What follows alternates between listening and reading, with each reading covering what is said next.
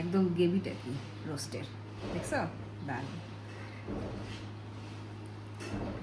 কেমন হলো বলো? খাওয়া দাওয়াটা কেমন হলো? সুন্দর, অনেক সুন্দর। ঘুম থেকে উঠে মেয়েটা বেশ ফ্রেশ লাগতেছে। মেয়ে নাকি আজকে চুলটা কেটে ফেলবে, এটা একটা কথা হলো? এত সুন্দর চুলগুলা। গরম পড়ে গেছে। ওইটা আরো খারাপ লাগবে খালি চুলগুলা। হ্যাঁ, চুলগুলা কাটতে হবে। খালি জট লাই থাকে ভালো। জট লেগে থাকে? কে বলছে? ভালো লাগে। দেখি পিছনে ঘোরো, পিছনে ঘোরো দেখি, পিছনে ঘোরো, পিছনে ঘোরো দেখি কেমন।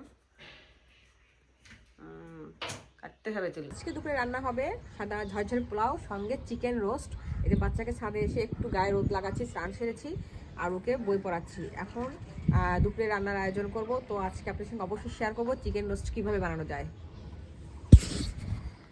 সাদা পোলাও ঘি দিয়েছি তো এটা বেশ ফ্লেভার ছড়াবে।